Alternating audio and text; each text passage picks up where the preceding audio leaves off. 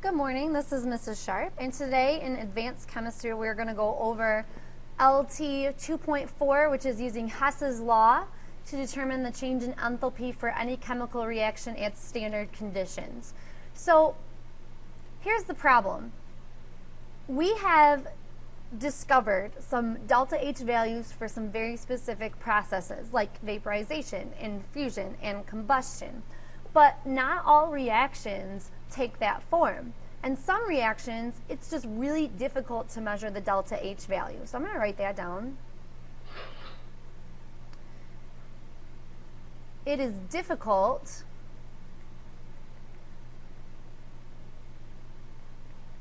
to measure the delta H for reaction at standard conditions for many reactions.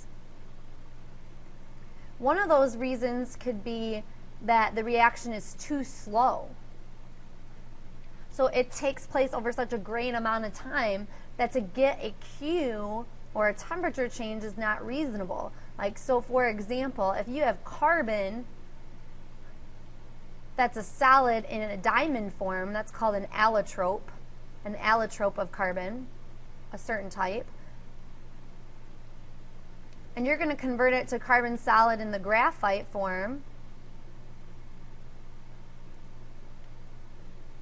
It is impossible to calculate a delta H value for that process because it's so slow. It happens over such a long time. So again, just so you know, these are called allotropes. It's like different versions of the same element.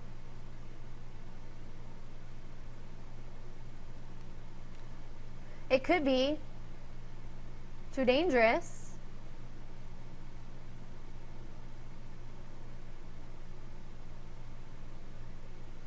There could be lots of reasons. So we can't always just get a direct delta H value for a reaction. Hess's law is going to help us with that. Here's what Hess's law says. And here is Mr. Hess. There he is. Good looking guy. Loving the bow tie. He says, the overall enthalpy change for a reaction is independent of its path. This means it doesn't matter how you get there. It doesn't mean how you get to the reaction. It's independent of its path. What matters is that the end is what you want it to be, and I'll show you what I mean by that. And as an analogy, I will say that Hess's law is like me trying to run errands. So let me give you an example here. I live in Albion, and when I run errands, I am hopeless. So this is home.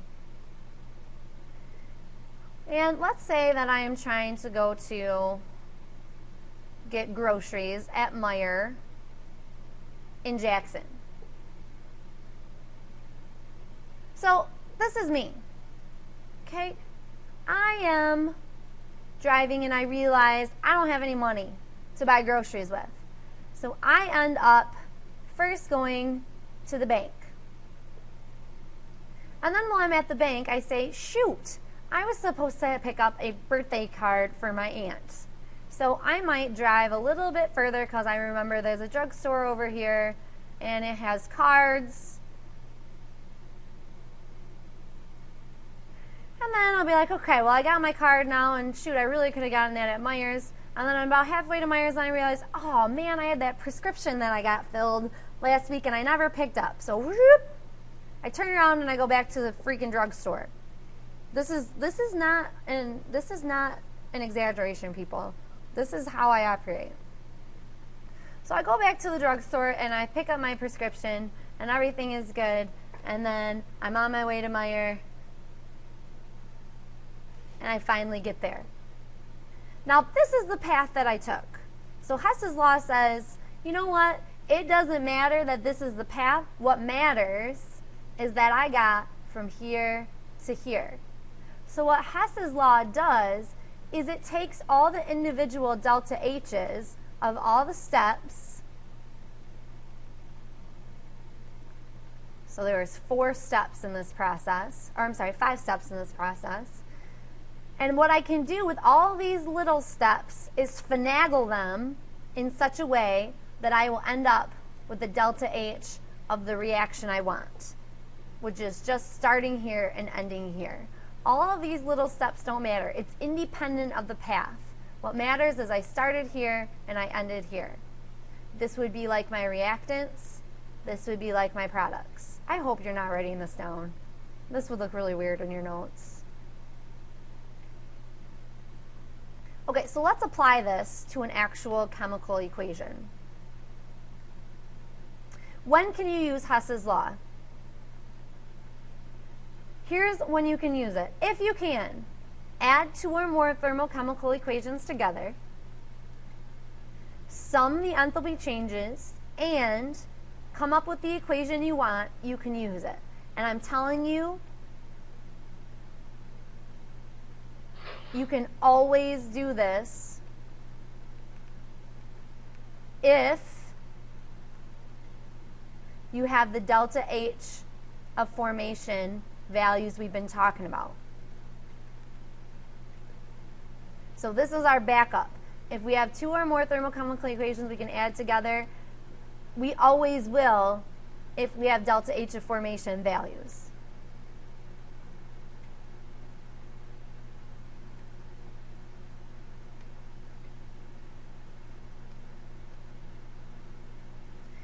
Here's some steps to follow. So to do this, I would like to start with an actual reaction.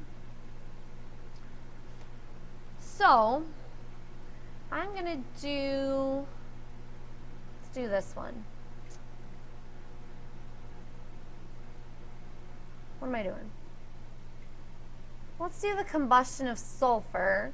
So I'm going to combust sulfur to make sulfur trioxide, and a true thermochemical equation we would have states on all of these. So solid here, gas here, and gas here. And remember, the whole point of this is we want delta H for this reaction. What is that at standard conditions? We need to have this equation balanced. So before we even do step number one, step 0 is to balance this equation. So to balance this, I need a 3 and a 2 and a 2.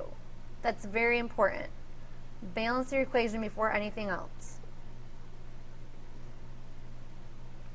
Now, number 1 says, find equations that contain the substances found in the desired equation. There's two places you can do this. The first is they'll be given to you as part of the problem. This will be all of your practice problems that you have today. You'll be given the equations as a part of the problem.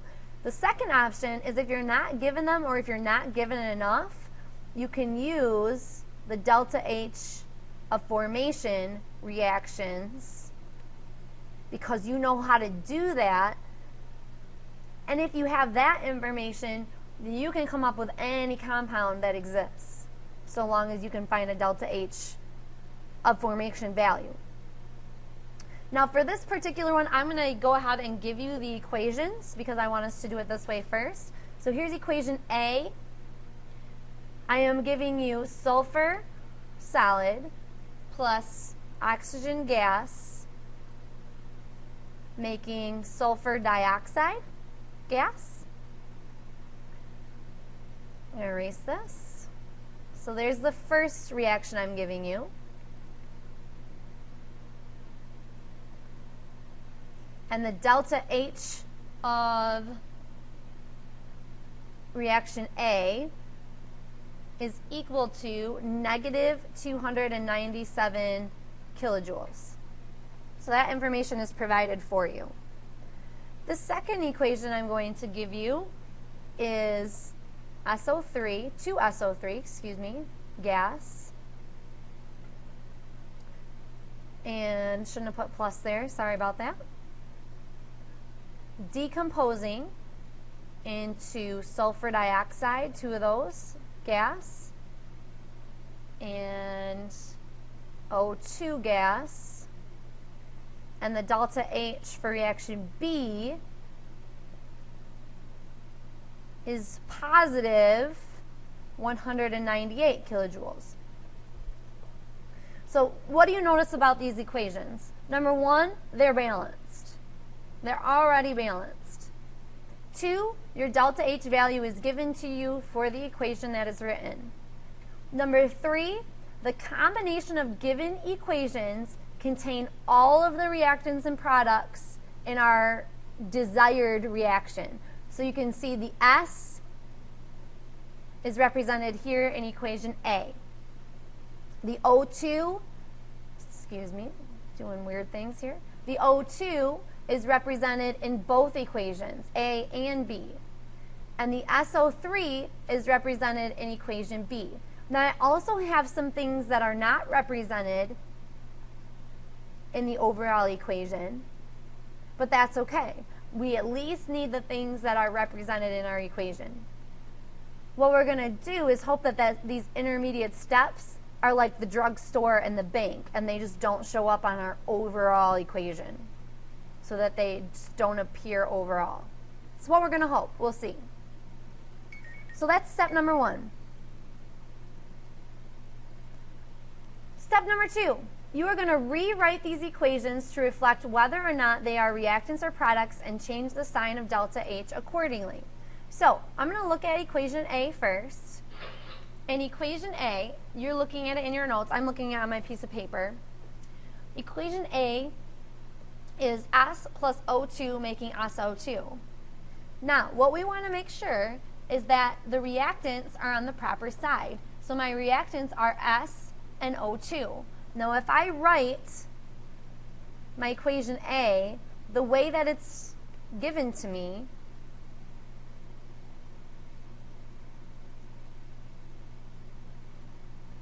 my S and my O2 are on the proper side. S and O2 are reactants in my overall equation, which I'll rewrite up here. 2S plus 3O2 making 2SO3. Okay? So the S and the O2 match. So that means I can keep it written that way, and I can keep my sign of delta H as the way it was given, which was negative 297 kilojoules. Now equation B, however, and you're looking at it in your notes, equation B was given to you with SO3 as a reactant. I don't want it there. I want SO3 as a product, as it is shown up here. So what I'm going to do is rewrite equation B backwards so that SO3 ends up over here on this side. So if SO3 is a product, that means the SO2 and the O2 are going to end up as reactants. And that's double wonderful because the O2 is also a reactant now. And this should be a 2. And this should be a 3. Oh, no, it shouldn't. That's fine. I forgot about these O's over here.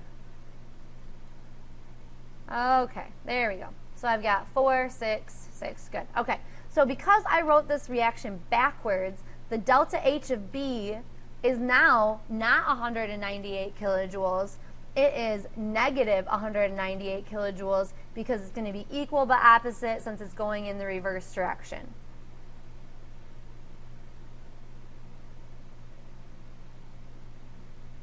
Okay, so that's step 2. Step 3 says add the equations to obtain the desired reaction. Add delta H's for the overall delta H. I feel like I missed a step here. Oh, yes, I did. Number 3. Good. Whew. Number 3, rewrite the equations to reflect the proper number of moles of reactant or product and change delta H accordingly. So now I currently have S plus O2 making SO2. These are solid, gas, gas, delta H, negative 297 kilojoules. That's A. In my overall equation,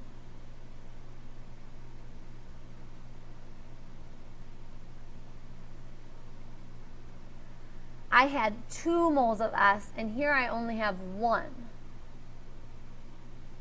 2, 1. So what I need to do in equation A is multiply the entire thing by 2. So I have 2 moles of S instead of 1, which means my delta H value is going to get multiplied by 2 as well because I have twice as much combusting. So now I'm going to have 2S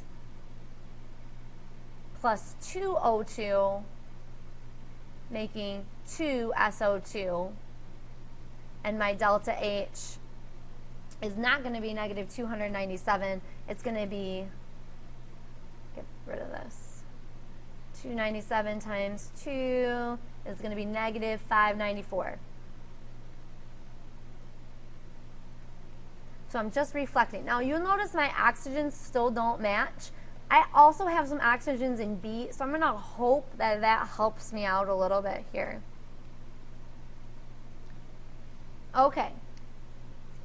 So, in my second equation, I had SO3 as my product.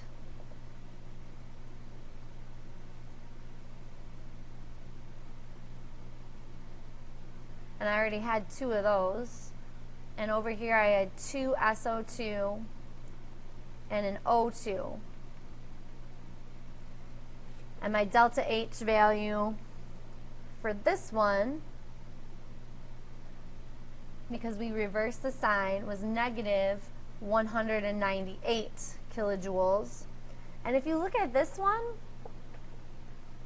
the products, the SO3, already match. So I'm going to just keep it the way it is. I don't need to multiply it by anything. So delta H of A got multiplied by 2, so that I would have 2 S's. Delta H of B did not get multiplied by anything because the products match. And our O2s, we're going to hope work themselves out in the next steps. So we're doing what we can right now and kind of hoping that it works itself out. That's sort of how Hess's law works. So here we go. Step 4. I think this is step 4. There you go. This should be step 4. Add the equations to obtain the desired reaction. Add delta H's for the overall delta H. So what I was left with in my last setup was 2S solid plus 2O2 gas, making 2SO2 gas, and the delta H for that was negative 594 kilojoules. Then I had 2 SO2 plus an O2. This was gas, gas. And then over here I had 2 SO3. And the delta H for that was negative 198. So I'm going to add these together now. So I'm going to write all my reactants over here and all my products over here on the right hand side. So now I've got 2S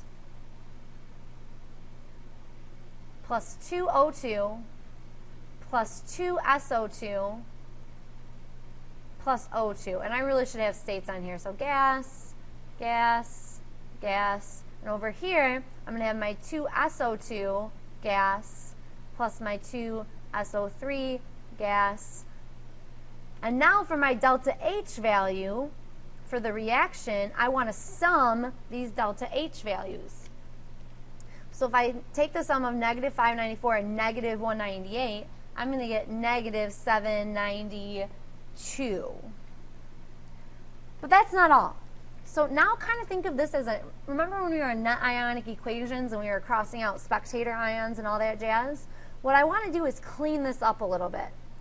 So on a one-for-one basis, if anything shows up on the left-hand side of the reaction, the reactant side, if it shows up exactly the same on the product side, we can cancel it out.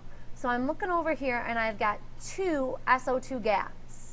Over here, I have 2 SO2 gas. So these are going to completely cancel each other out. 2 on the reactant, 2 on the product. Nothing happened to the SO2. There's no change. Similarly, I'm going to combine like terms. So I've got 2 O2s and exactly the same, another O2. So I can combine those into 3 O2. So now I've got 2S solid plus 3O2 gas making 2SO3, and that looks exactly like the equation I wanted at the beginning. Since that's true, I know that this is the value of delta H for this exact reaction. Okay. So what I would like for you to do at this point is not worry about that, but I would like for you to try, there's 4 on that sheet, and what I would like for you to try to do is go through those steps and see if you can't come up with an overall delta H. So remember, your steps are, you're going to find the equations. Well, that'll be really easy. They're written right there for you. So when you get number 1, it'll tell you your desired reaction, and then it will give you 2 or 3 equations. Then you're going to rewrite them for reactants and products. So you're either going to leave them as written or you're going to flip them around. If you flip them around, you're going to get the opposite delta H sign. Then you're going to see if the number of moles in your given equations match the number of moles in the one you want, your desired reaction. If they do, you can leave it alone. If they don't, you can multiply the entire reaction by a number, and then you're going to also multiply that number by delta H. And remember, that gets distributed through all the coefficients. We're not changing the ratio, we're just changing the amount. And then finally, you're going to add those together. You're going to look for like terms to combine. You're going to look for species that exist on both sides that you can cross out, and you're going to add your delta H's. So give it a try, see how you do, and I will talk to you about those tomorrow. Have a great day, guys.